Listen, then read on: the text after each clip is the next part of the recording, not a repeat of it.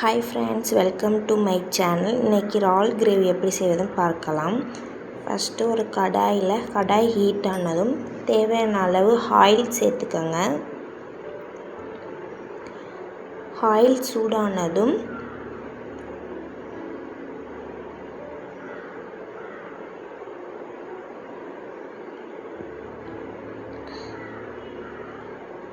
ஒரு ஸ்பூன் சோம்பு சேர்த்துக்கோங்க. சோம்பு நல்லா பொரிஞ்சதும் சின்ன வெங்காயம் நறுக்கி வச்சுருக்கதை சேர்த்துக்கோங்க.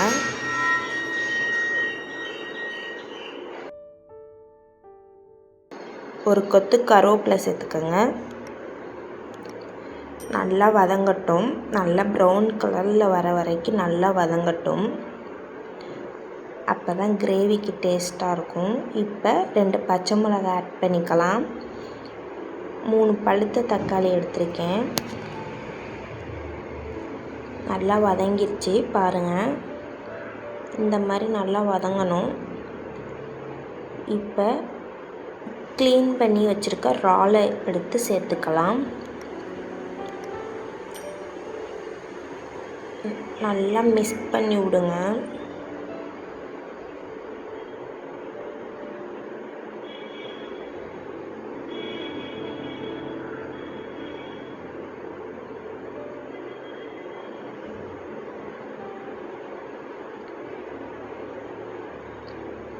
இப்போ ஒரு அரை ஸ்பூன் அளவுக்கு மஞ்சள் தூள் சேர்த்துக்கிறேன்.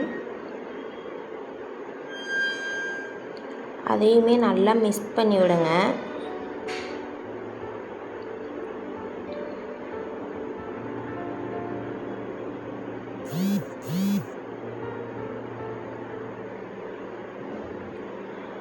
இப்போ கிரேவிக்கு தேவையான அளவு உப்பு சேர்த்துக்கோங்க.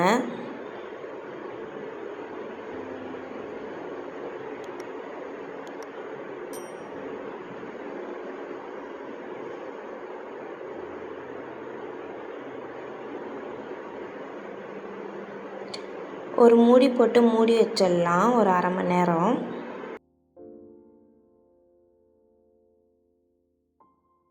ஓகே ஃப்ரெண்ட்ஸ், அரை மணி நேரம் ஆயிடுச்சு. பாருங்கள் எவ்வளோ தண்ணி விட்டு எப்படி வந்திருக்குன்னு பாருங்கள். நான் தண்ணியெல்லாம் சேர்க்கவே இல்லை, அதுவாகவே தண்ணி விட்டுரும். இந்த ஸ்டேஜில் நம்ம மசாலா பொடி சேர்த்துக்கலாம். 2 ஸ்பூன் மல்லித்தூள்,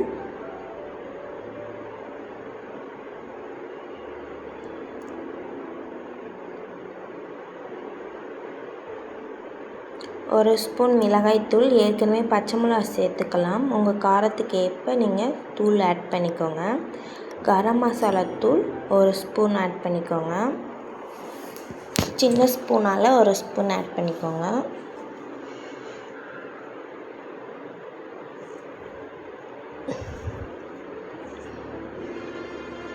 நல்லா மிக்ஸ் பண்ணி விடுங்க. மசாலாவோட பச்சை வாசனை போகிற வரைக்கும் நல்லா மிக்ஸ் பண்ணி விடுங்க.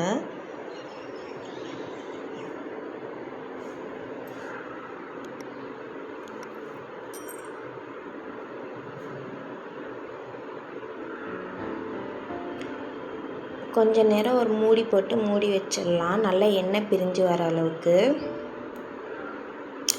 பாருங்கள், நல்லா எண்ணெய் பிரிஞ்சு வந்துடுச்சு. இந்த ஸ்டேஜில் நான் இஞ்சி பூண்டு பேஸ்ட்டு சேர்த்துக்கிறேன். எப்போதுமே லாஸ்ட்டில் தான் சில பேர் எங்கள் வீட்டு சைடெல்லாம் பூண்டு இடித்து போடுவாங்க. எனக்கு அந்த மாதிரி பிடிக்காது. நான் இஞ்சி பூண்டு பேஸ்ட்டு ஆட் பண்ணிக்குவேன் எப்போதுமே லாஸ்ட்டாக. அப்போ தான் அந்த ஃப்ளேவர் நல்லாயிருக்கும். கொஞ்ச நேரம் நான் அந்த ஃப்ளேவர் போகிறதுக்காண்டி 5 நிமிஷம் மூடி வச்சுருவேன். இப்போ பாருங்கள், நல்ல எண்ணெயெல்லாம் பிரிஞ்சு வந்துடுச்சு. இந்த ஸ்டேஜில் நம்ம ஒரு டம்ளர் தண்ணி ஆட் பண்ணிக்கலாம். அதையுமே நல்லா மிக்ஸ் பண்ணி விடுங்க.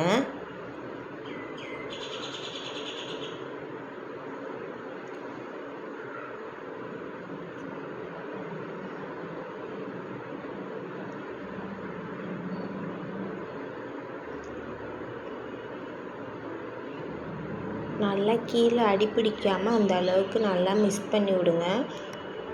ஒரு 10 நிமிஷம் நம்ம மூடி வச்சிடலாம். தண்ணியெல்லாம் வற்றி பாருங்கள் 10 நிமிஷம் கழித்து எப்படி இருக்குன்ட்டு. தண்ணியெல்லாம் வற்றி போய் கிரேவி பதத்தில் வந்திருக்கும். நம்ம பாருங்கள், நல்லா மிக்ஸ் பண்ணி விடுங்க. நம்ம எந்த அளவுக்கு நம்மளுக்கு கிரேவி சாதத்தில் பிணைஞ்சு சாப்பிட்ற மாதிரி வேணுமா, இல்லை ரசத்துக்கு அந்த மாதிரி தொட்டு சாப்பிட்ற மாதிரி வேணுமா, அந்த அளவுக்கு நம்ம கிரேவி பதத்துக்கு செஞ்சுக்கலாம். பாருங்கள், இறால் கிரேவி ரெடி ஆயிடுச்சு. இப்போ லாஸ்ட்டாக நம்ம கொத்தமல்லி ஆட் பண்ணிக்கலாம். ஓகே ஃப்ரெண்ட்ஸ், இந்த மாதிரி மெத்தடில் செஞ்சு பாருங்கள். ஓகே பாய், நெக்ஸ்ட் வீடியோவில் பார்க்கலாம். தேங்க்யூ.